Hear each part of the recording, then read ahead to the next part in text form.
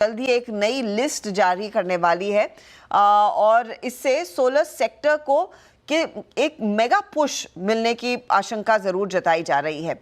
क्या डिटेल्स हैं, क्या बारीकियां हैं और किन स्टॉक्स के लिए दरअसल ये फेवरेबल साबित होगा, कंचन नौटियाल बताएंगी। बताइए कंचन। जी, कल मिनिस्ट्री ऑफ रिन्यूएबल एनर्जी की तरफ से एक सर्कुलर जारी हुआ है और उन्होंने बोला है कि जो सोलर सेल है उसके लिए अब एक नई ALMM लिस्ट जारी की जाएगी। ALMM लिस्ट की होती क्या है? ये होती है approved list for models and manufacture, जिनकी इस लिस्ट के अंदर जिन कंपनीज का नाम आता है वहीं से एक्चुअल में इंपोर्ट किया जाता है। अब पहले ये रूल क्या था? पहले ये रूल था कि जो सोलर मॉड्यूल है उसी के लिए ये लिस्ट जारी होती थी, लेकिन अब सोलर सेल के लिए भी ये लिस्ट जारी होगी और ये जो नियम है वो 1 जून 2026 से लागू हो जाएगा। अब इससे जो सोलर इंडस्ट्री है उसको अच्छा खासा एक पुश देखने को मिल सकता है।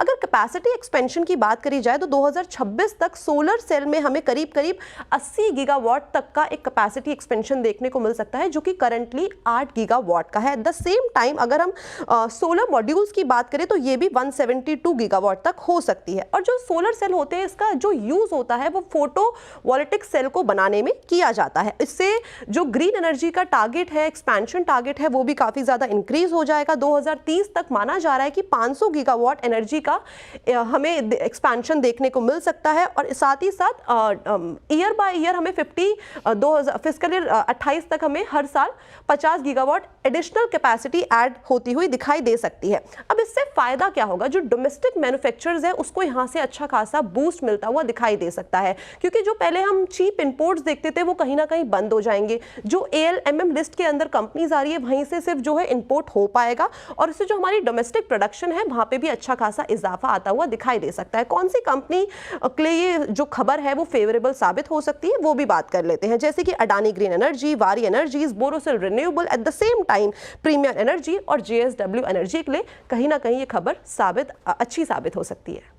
ये सारे स्टॉक्स रेडार पर, इनफैक्ट बोरोसिल रिन्यूएबल आप स्क्रीन पर रखिएगा क्योंकि यहाँ पर जब वो एंटी डंपिंग ड्यूटी बाहर से जो माल आ रहा है उस पर लगाई गई थी, स्टॉक में अच्छी खासी तेज़ी ज़रूर बनी थी। शुक्रिया कंचन इस अपडेट के लिए। चलिए हमारे साथ आशीष कयाल भी जुड़ गए हैं। आशीष, गुड आफ्टरनून, बताइए इस समय का ताज़ा ट्रेड क्या रहेगा? Good afternoon. देखिए अर्शदा जी, जो ओवरऑल बाजार का रुझान है ऐसे में सीमित में समता हुआ है। यहाँ पर कोई भी ट्रेंड इमर्ज नहीं हुआ, लेकिन चुनिंदा स्टॉक्स में बाइंग अभी भी इमर्ज होती हुई नजर आ रही है। तो जो स्टॉक मेरे रडार पर है वो है नवीन फ्लोरिन। यहाँ पर एक बहुत ही स्ट्रॉन्ग पॉजिटिव कैंडल बनती हुई नजर आई है। दिन में नीचे के स्तर पर खुला था लेकिन आज ऊपर के स्तर पर जाकर अभी शायद बंद होगा। तो यहाँ पर एक ब्रेकआउट आने की कगार पर है, तो बाय करके चल सकते हैं नवीन फ्लोरिन में। यहाँ पर जो टारगेट निकल कर आता है ऊपर में करीबन 3900 के टारगेट देखे जा सकते हैं और जो स्टॉप लॉस है नीचे में करीबन 3500 का स्टॉप लगाकर लॉन्ग पोजीशंस क्रिएट की जा सकती है। और दूसरा एक और स्टॉक जो है वो है नैम इंडिया पे। यहाँ पर बहुत स्ट्रॉन्ग ब्रेकआउट आया है स्टॉक में, वॉल्यूम्स बहुत जबरदस्त पिकअप हुए। स्टॉक फिलहाल 7% ऊपर ऑलरेडी है, लेकिन मेरे ख्याल से अगर कोई डिप मिलती है हमें यहाँ पर करीबन 780 के आसपास, तो वहां पर बाय करने की राय होगी नैम इंडिया को। और ऊपर में टारगेट 850 का रख सकते हैं और नीचे जो स्टॉप लॉस लगाना होगा वो है 740 का।